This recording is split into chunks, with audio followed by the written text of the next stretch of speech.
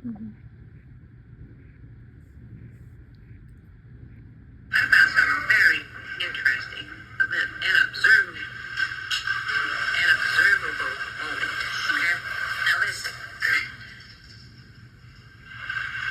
I'm coming up with how come. Hey, I'm coming up with how come it's very difficult for some people to hear and accept the truth for the truth. Okay, so as I'm watching, things that's coming across the internet now, I'm noticing that. Babe, you got to chill out. Scoot over. I'm recording.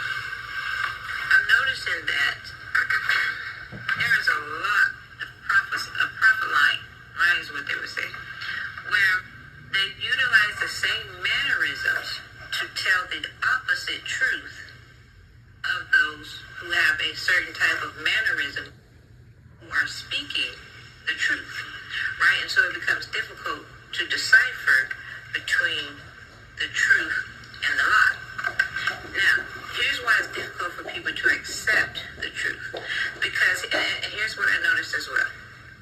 We went down to have some eye exams done. Now, these two different occasions. Two different occasions. Okay? So the first one, I went through my eye exam, and then, I went and my son had an eye exam. We were told to come and sit with him while he went through it. Now, you know how they tell you to read the letters or the numbers that you see, right? And my son was reading the numbers. Now, I noticed that some of the numbers that he read were incorrect, right? But I also noticed the optometrist, she held the same demeanor, the same mannerism, saying, okay, great, okay, great, okay, good, all right, good. When he got the numbers right, okay, good. When he said the numbers wrong, okay, good. And I'm looking like I'm saying, that's not a 3, right? But I kept quiet. I'm just observing. So here's what I noticed as well. I was also had a scenario where I had to read. I was actually going to do how when you're getting your drivers and they want you to read the monitor. Now, the same thing where I know I couldn't read them, and I said, oh well, these glasses make it look blurry, and so I started reading what I thought were the numbers with a different response. And that response was, Miss Tyler, you need to get you a new prescription. Right? And so, in the school system, right, when we have these tests, right, and you're tested on what you learned, I notice a lot of times people will feel some type of way if you have a test that was meant to deceive you, for you to get some of those questions wrong, and you ace it. People feel some type of way, right? But my mindset thinks like, well, if the ideal is to learn the information, why would it be wrong for you to ask the question and then give me the answer, right?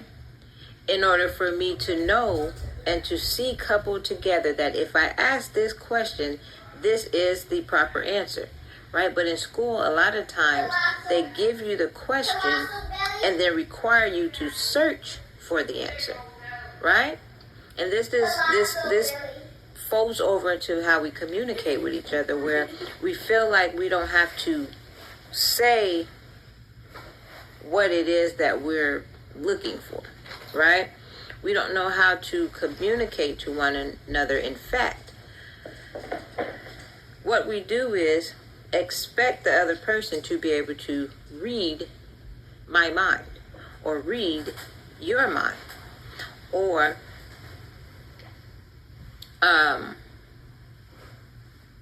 treat it as though I'm going to present you with this behavior. I'm going to present you with this question, and then it is for you to search, research, look up, and find the answer. And the simple answer to that is a lot of us do not know ourselves, right? We're expecting someone else to know us and treat us in a manner that you might feel like you want to be treated. However, you do not even know yourself. If you do not know why you want to, or how you want to be treated, and why you want to be treated that way, you're merely following, right, what someone has told you you're supposed to feel, or what social media has said is the attractive way of being treated, because it's what everyone else is doing. So all of this plays from school, right? In the education system of learning, we're programmed, we're conditioned, right? But it's programmed and conditioned not with the answer or the fact of things or the reality or logical or critical thinking, but you're conditioned and programmed with the motive and mindset, right, of the teacher presenting it to you. And I know this for a fact. Again, I always use this example from when I was taking early childhood development and was asked a question and told there's no wrong or right answer, right? We just want you to answer the scenario of how would you go about teaching someone who has these kind of temperaments, behaviors from what we've learned, right? From the books and the study of what we learned. Now, when I proceeded to answer that question that doesn't have a wrong or right answer, from the standpoint or the perspective of the African Negro American who grows up in a totally different household than what the European or the Caucasian does, just ask. Just find out what happens when you're asked a simple question and you're not understanding.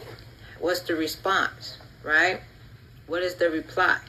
How are you treated with you having some kind of disability versus a European saying they have a disability, right? So the household is different.